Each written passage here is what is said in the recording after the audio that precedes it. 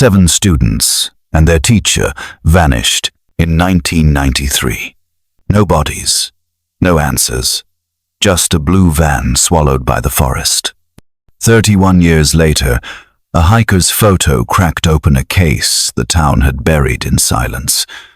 What they uncovered wasn't just a tragedy, it was a cult, a cover-up, and a mother who never stopped searching.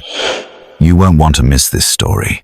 But before we dive in, don't forget to like and subscribe so you never miss a video like this one. The summer of 1993 arrived like any other, thick with heat waves, mosquito bites, and the annual promise of freedom. That Friday morning, 7 students from Eastwood High piled into a blue Dodge school van with their science teacher, Mr. Ian Bell, a man known for his quiet patience and camping obsession. They were headed for Maple Ridge Forest, a dense sprawl of evergreens and forgotten ranger trails that skirted the northern border of the county. The trip was supposed to be routine. 2 nights under the stars, stargazing with borrowed telescopes and recording insect patterns for extra credit. Parents waved from the curb. Some snapped photos. One mother, anxious and reluctant, pressed a St. Christopher medallion into her daughter's hand just before the door slid shut. That was the last time anyone saw them. When Sunday night came and went without a call, panic simmered into chaos. By Monday morning, helicopters circled the ridge, and search parties trampled through underbrush, calling out names that echoed back unanswered. The van had disappeared, no tire tracks, no roadside debris, no sign of mechanical failure. It was as if the forest had swallowed them whole. Media vans rolled into town, spinning theories as fast as the rumors spread. Some said the group ran away. Others believed in darker, more sinister explanations involving cults or backwoods criminals. The school held vigils. The town held its breath, and for a while, every scrap of fabric or bent branch found in the woods became a possible clue. But the trail grew cold faster than anyone expected. Tips dried up. Witnesses contradicted themselves. The official theory misadventure, likely fatal, offered no comfort. Bodies were never found. Closure, even less so. Eventually, the posters came down. Candlelight vigils turned into whispered regrets. A new school year started without them. Mr. Bell's house sat empty until the bank took it. The families, each bearing their own private version of hell, were left to imagine what became of their children, trapped in a looping nightmare with no end. Maple Ridge became a place parents warned their kids to avoid. A cautionary tale folded into town folklore. And while the official case was marked inactive, the pain never went dormant. Some mothers kept rooms untouched. Some fathers grew quiet. Everyone, in one way or another, learned to live around the missing shape those 8 souls had left behind. But the forest didn't forget. It waited, patient and wet with secrets. And somewhere under layers of silt and time, the truth remained sealed in rust, bone, and silence. 31 years later, Nora Weston still walks the same cracked sidewalk to the old public library every September. Even though the missing posters have long since been taken down, their corners once curled and browned, like autumn leaves, too stubborn to let go. She doesn't expect to see anything new pinned there, just faded event flyers and announcements for town hall meetings. But it's a ritual she's never been able to break. A quiet nod to the place where her son's face once smiled from grainy photocopy paper. Callum was 16 when he vanished. Freckled, lanky, one dimple more stubborn than the other, and every September, Nora buys the same vanilla candle from the same corner shop, lights it in the windowsill of her kitchen, and writes him a letter she never sends. She tells him about the neighbors, How the maple in the yard still drops leaves like it's performing. How she's been baking more lately, even though she only eats half a slice. She signs every letter the same way. Still waiting, Mum. Her house is quiet now, dusted with memories and silence. And the bedroom down the hall remains mostly untouched, a museum to a boy who never got to grow into his shoes. The town has moved on, as towns must. New families moved into old houses. Teenagers drive past Maple Ridge Forest like it's just another green blur. But not Nora. To her, the forest is still breathing, still keeping. She's seen dozens of psychics, tried every support group within driving distance, and even mailed a lock of Callum's hair to a woman in Oregon who claimed to see through trees. All dead ends. Grief, she's learned, isn't linear. It's circular, like walking through a house where all the doors lead back to the same room. Some days, she copes. Other days, she opens his dresser drawer just to smell his shirts. Once a year, she receives a thin envelope from the county, the same form letter, different date, stating the case remains inactive but open. That word open used to bring hope. Now it's just a paper cut. Nora has no grave to visit, so she lays flowers on a boulder at the trailhead of Maple Ridge, a makeshift marker worn smooth from years of fingertips tracing its cold surface. She whispers to it, like it might answer back. Time didn't take her son, the forest did. And every year that passes, she finds herself listening harder for sounds that never come, branches cracking, footsteps returning, a voice calling, Mum. Anything to remind her that waiting is not the same as forgetting. The message was only 17 seconds long, clipped at the end like the breath had been stolen from the girl mid-thought. But those few seconds became sacred, obsessed over, dissected, and rewound so many times.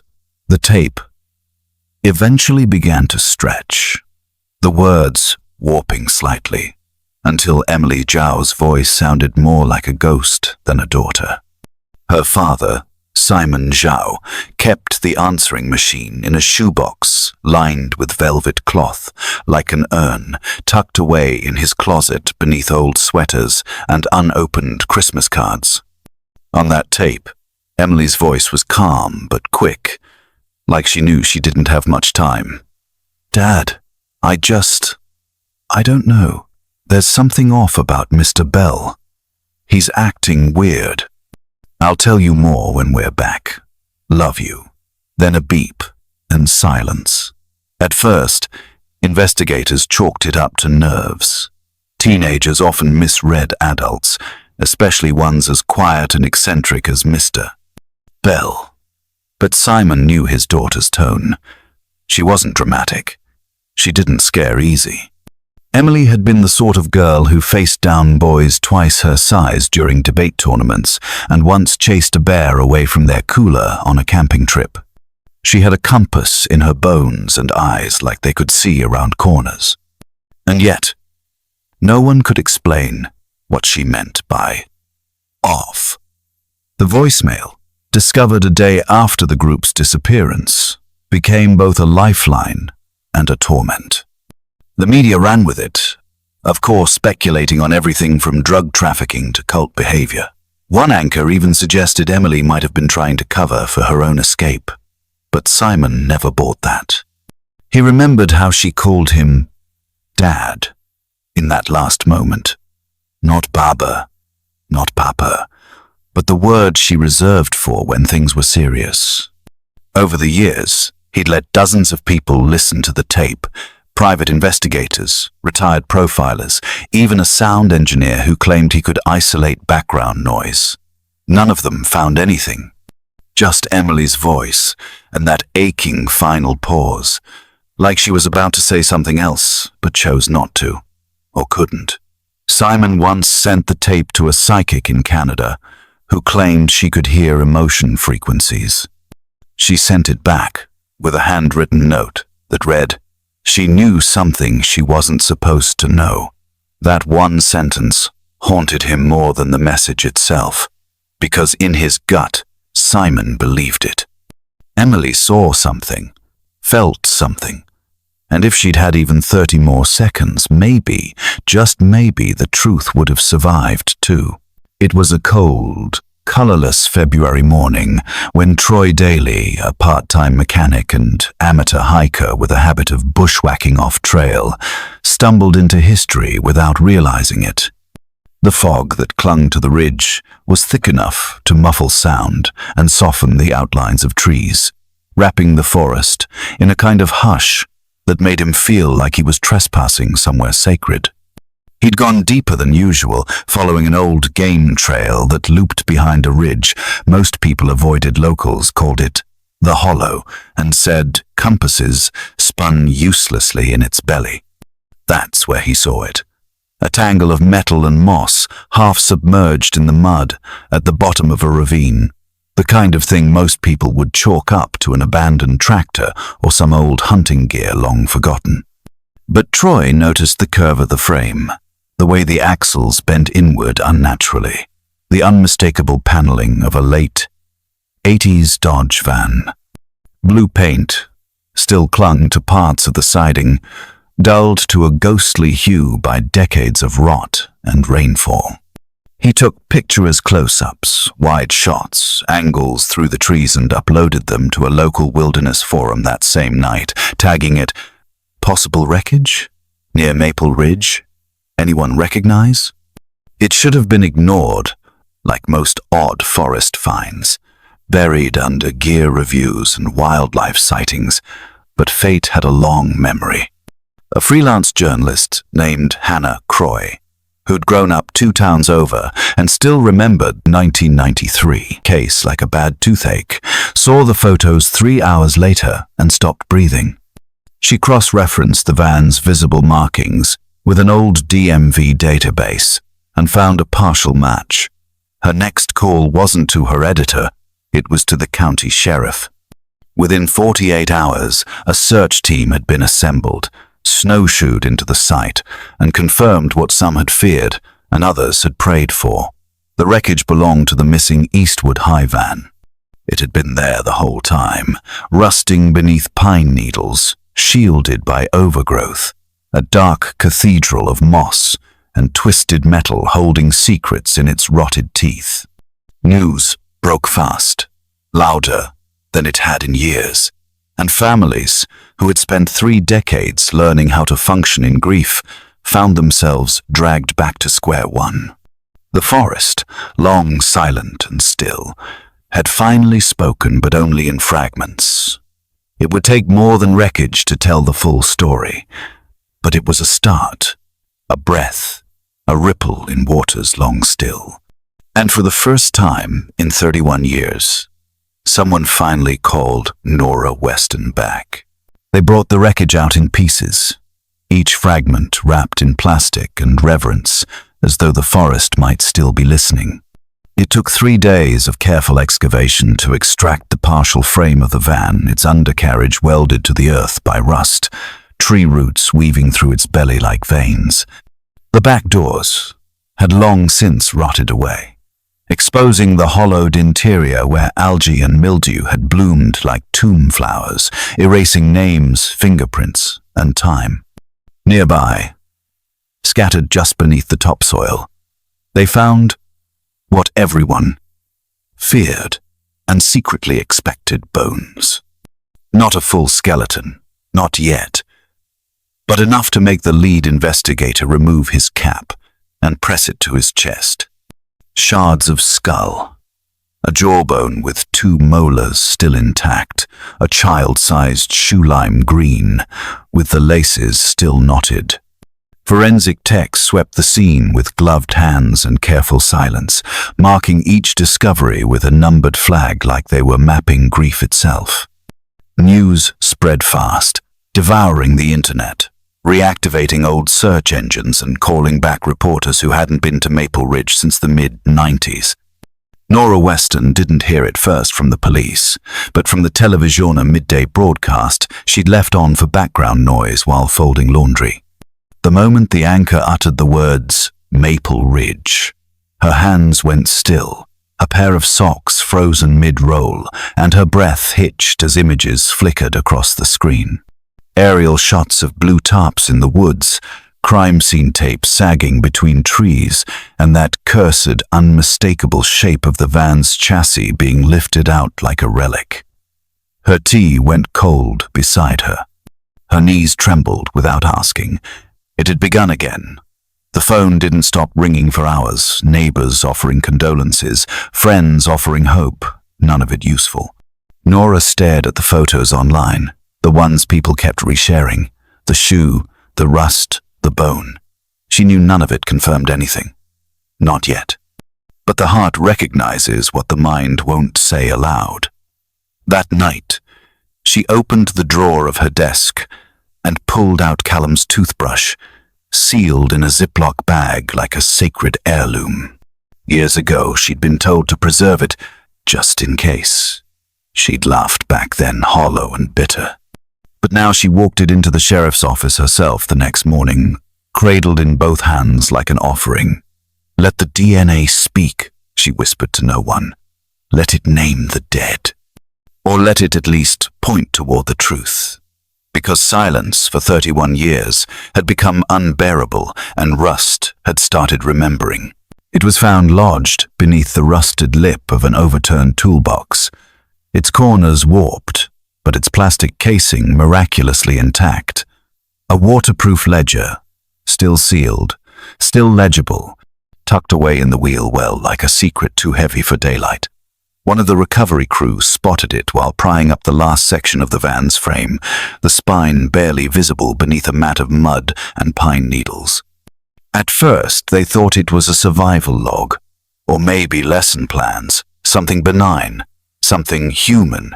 But when they cracked it open under the sterile light of the evidence tent, a silence fell over the team that no one dared to break. It wasn't a journal. Not exactly, and it certainly wasn't meant for young eyes. Inside were coordinates meticulously written in Mr. Bell's precise, looping script, along with timelines, initials, and entries that read more like mission briefings than teacher notes. There were lists, not of supplies, but names, first names, coded with numbers. The tone was clinical, detached, as if documenting livestock instead of students. One entry dated 2 weeks before the trip simply read, Camp Bell Phase 1 complete. Procurement timeline holds. Reintegration unnecessary if exposure successful. Another, even stranger, noted, S. Zhao still skeptical. May require recalibration. Investigators circled that one. S. Zhao could only be Simon Zhao, Emily's father. And then there was this scrawled at the very end, as if hurriedly added, Leave no trace. Nature reclaims all. The room went cold. This wasn't a field trip. It was a blueprint. When detectives compared the coordinates to regional maps, they matched up to secluded sites along Maple Ridge's outer perimeter, some known, some not. One of them, a closed mining shaft nobody had visited in decades. The more they read, the more it became apparent. Mr. Ian Bell had orchestrated the journey like a man planning his own disappearance, or worse, like someone leading others into one. A chill ran through every officer and forensic tech who touched the ledger, like the pages had absorbed the cold of the ravine they'd been buried in. Nora Weston wasn't shown the contents, not at first. They told her it was best, that the investigation needed time. But when she finally saw that name, Camp Bell, she remembered something odd. Her son once joked about how their teacher always called it My Woods whenever they talked about the trip. Everyone thought it was just a figure of speech. But now, looking back, it felt more like a declaration, not a visit. A claim. And suddenly, All those unanswered questions twisted into a single one, darker than all the rest. What if he never planned on bringing them back? The call came in just after midnight to the tip line set up for the reopened Maple Ridge case. A woman's voice, low and strained, asking for someone with authority. She gave her name, June Elridge. Said she wasn't crazy, wasn't seeking attention, didn't want her name in the papers. All she wanted, she said, was to tell someone what she saw and finally sleep without dreaming about it. At first, the operator chalked it up to another false lead, one of dozens phoned in after the van's discovery made the national news. But when June whispered the name Callum Weston and said she'd seen him alive years after 1993, the call was patched to an agent on night duty. Her story unfolded in careful fragments. Sometime around 2006, she'd been staying at a rural commune in northern Idaho, a place thick with pine, paranoia, and isolationist philosophies. She was only there for a few months, following a man she later described as charismatic in the worst way. But what she remembered most wasn't the lectures or the rationed food. It was the young man who chopped wood behind the cabins. He didn't speak much, always wore long sleeves. But his eyes, she said, held a kind of broken knowing. One night, in secret, he told her his name was Callum and that he wasn't supposed to exist anymore. He made her promise not to tell anyone.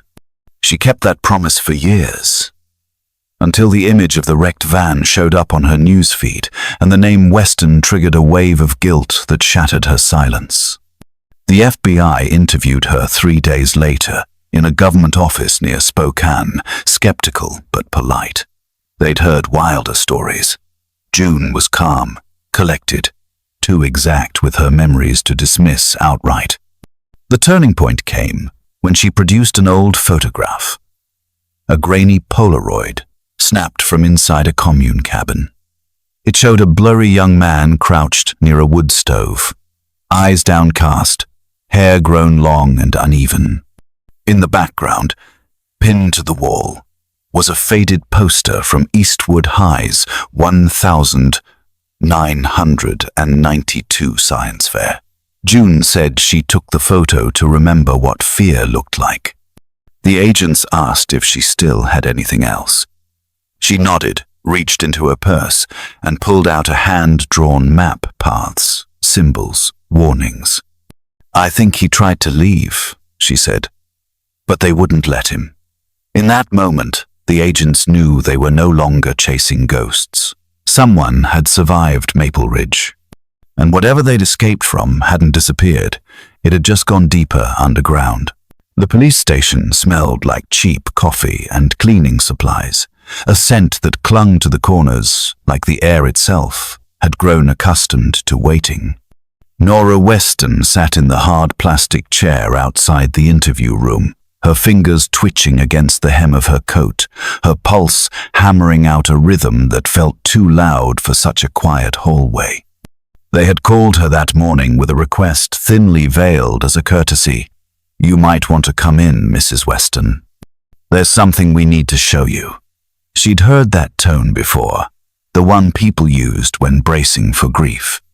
The officer who greeted her was young, too young to remember the case when it broke, too kind to look her in the eyes for long. He led her into a side room and set a sealed evidence bag on the table like it might break through the metal if dropped too hard. Inside was a simple leather cord, strung with a carved wooden bead, and a small tarnished coin drilled into a makeshift pendant. The clasp was cracked, barely hanging on, and she didn't need to be told what it was. Nora's breath caught not because she didn't recognize it, but because she did instantly. She'd helped Callum make it himself in the garage one summer afternoon, threading the cord through with tiny hands that refused to ask for help, sanding the coin's edges smooth with the stubborn pride of a boy wanting to craft something permanent.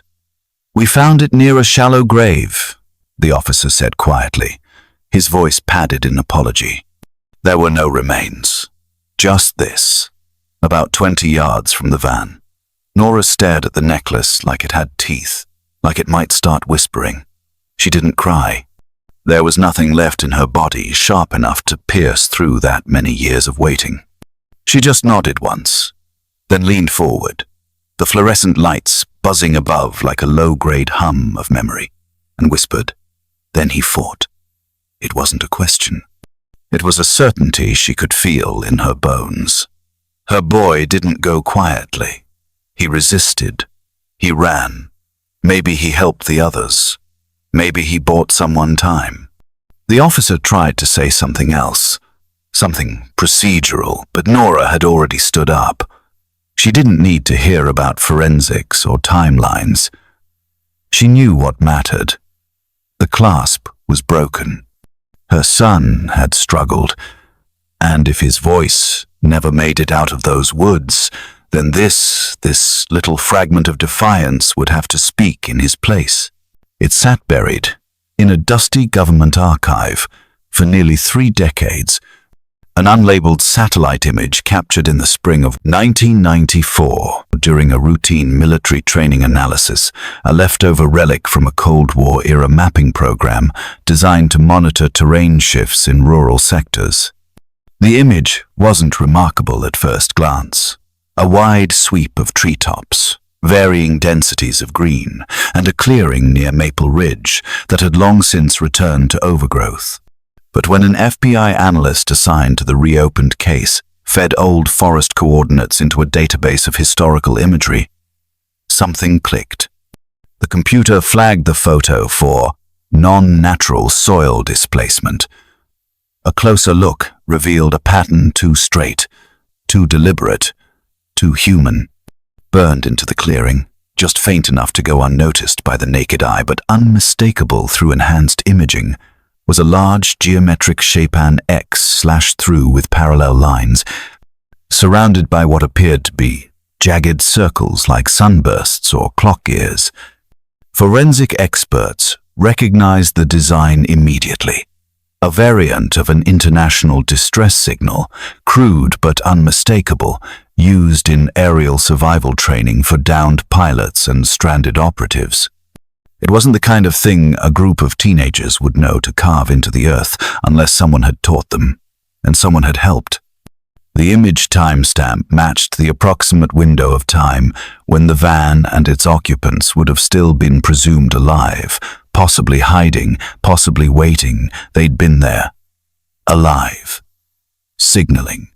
Screaming silently into the sky with rocks and dirt and desperation. The chilling part was that no one saw it, not in real time, not in the years of searching, not even when people walked within yards of that very clearing. The trees had closed in. Nature had pressed its palm gently over the mouth of the signal, quieting it before it could be heard.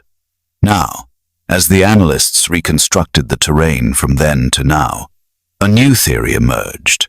Someone had erased it.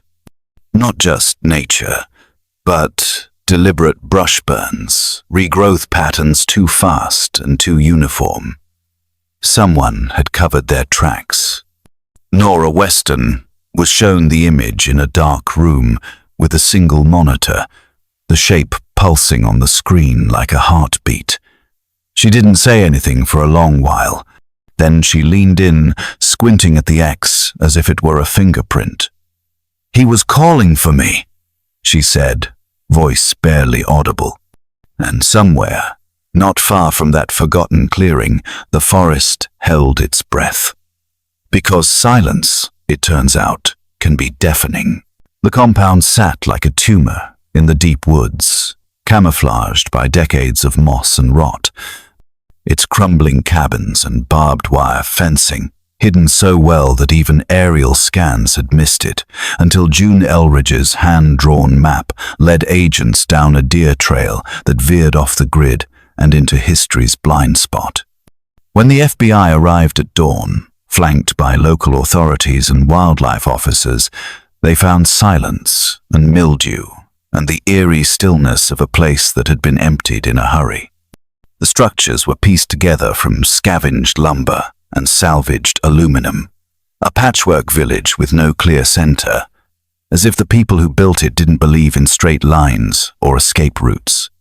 Inside the main cabin, agents found a trove of stolen IDs, most outdated, all carefully laminated, as well as ration logs, coded journals, and a half-burned Eastwood High School flag, pinned to the wall like a warning or a souvenir.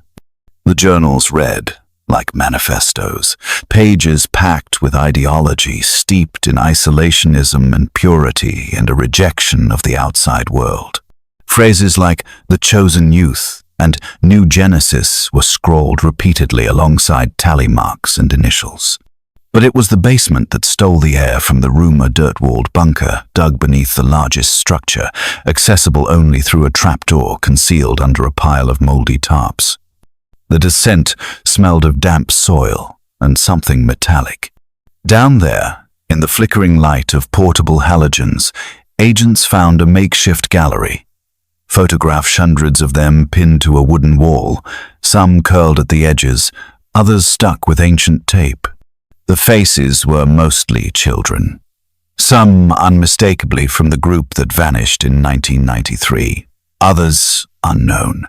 Some photos were dated, many weren't, but several bore timestamps that proved at least one or more of the missing students had still been alive months, even years, after the presumed date of death. One image showed a group of children around a campfire, all dressed in mismatched clothes, their eyes hollowed by the camera's flash. Another depicted a boy standing near a structure eerily similar to the wrecked van, his expression unreadable, his wrists subtly bruised. An agent called it a shrine to control. Another called it a crime scene frozen in time. Outside, the forest was beginning to thaw, the wind carrying the first hints of spring. But inside that compound, winter never left. When Nora Weston was shown the photos later, she didn't cry. She pressed her hand flat against one of the images and whispered her son's name, not like a question, but like a prayer. Something had survived in those woods. Whether it was hope or horror, no one could yet say. She had been living under the name Ruth Halley for nearly 2 decades, working in a roadside diner 2 towns over from the compound, the kind of place with cracked linoleum floors and a jukebox that never worked, where no one asked questions, as long as the coffee kept coming.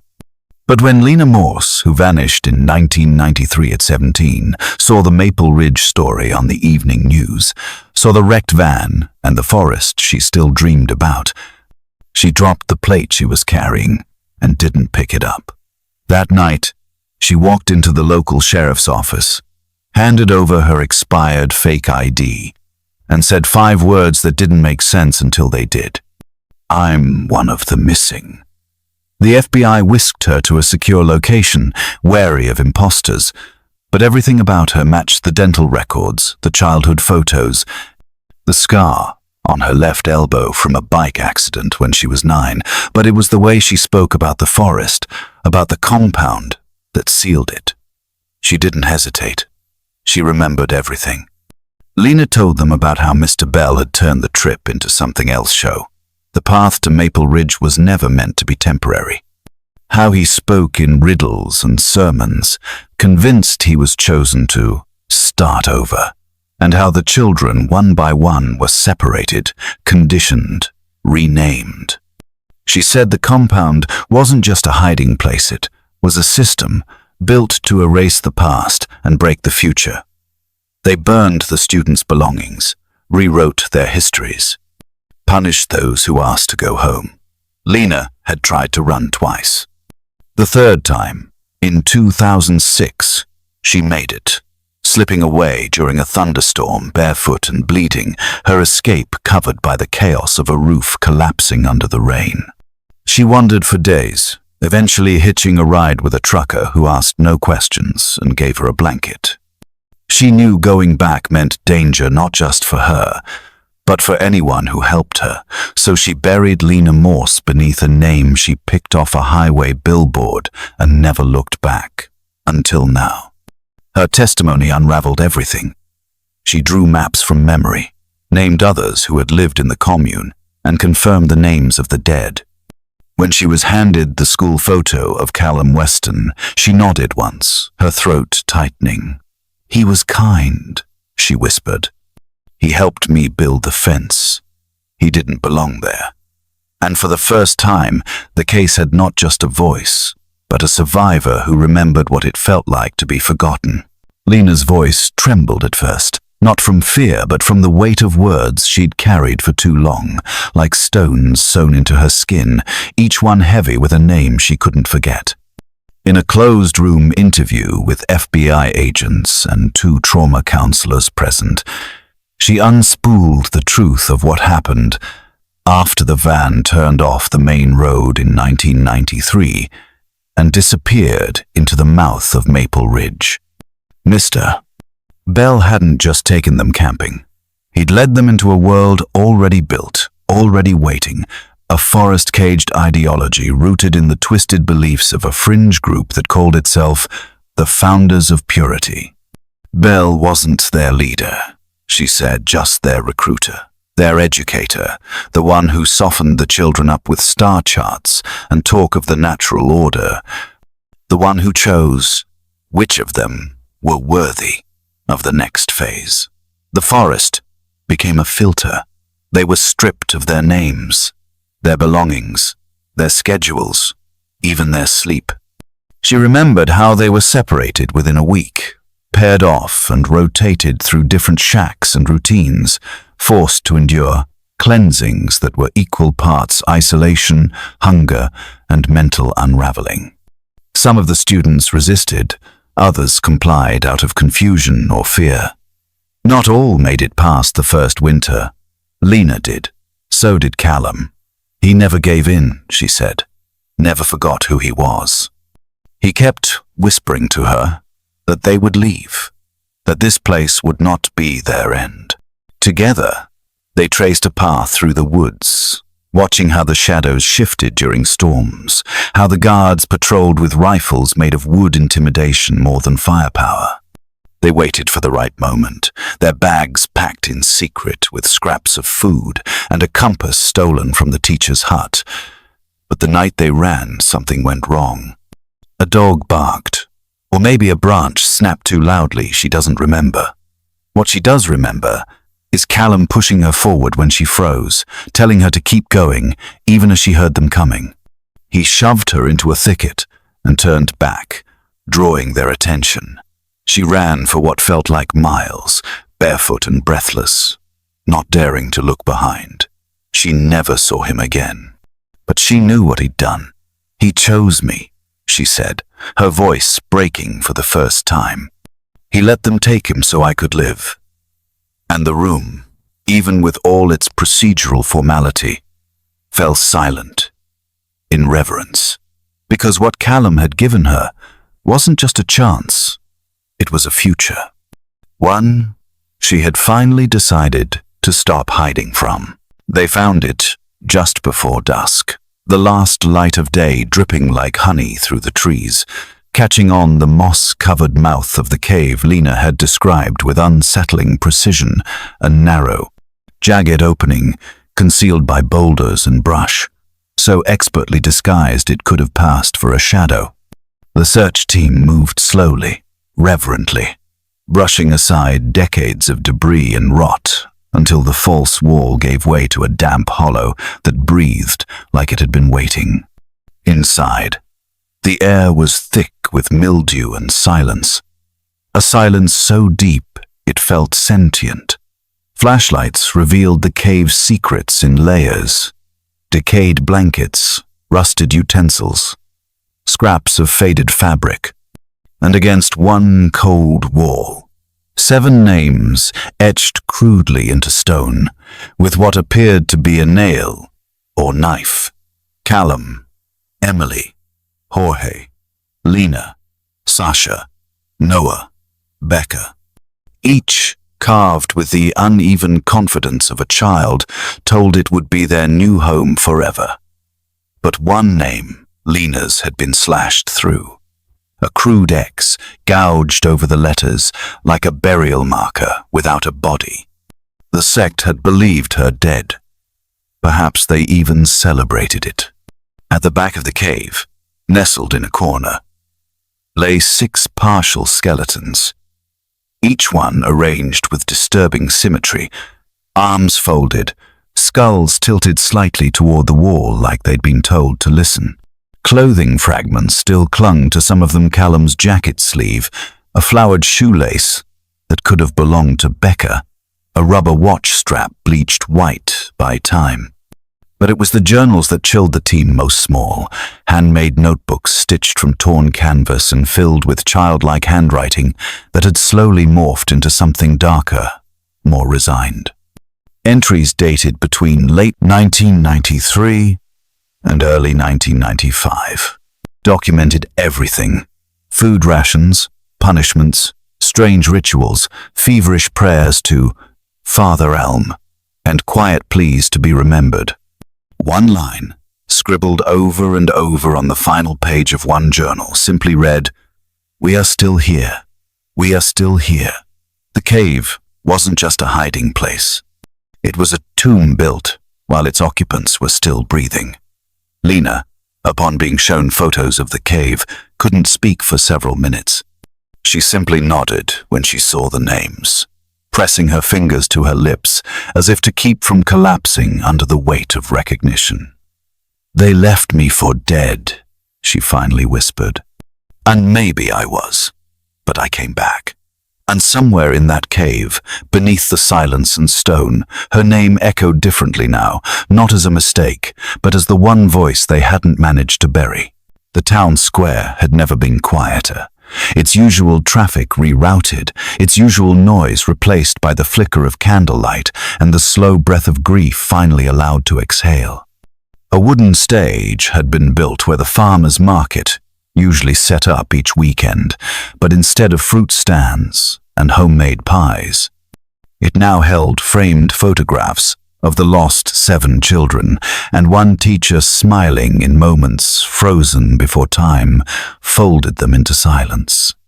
Nora Weston stood at the center, hands trembling slightly as she unfolded a yellowed piece of stationery from her coat pocket. She didn't need to look at it. She'd written it years ago, rewritten it a dozen times since, each word etched into her like rings in a tree.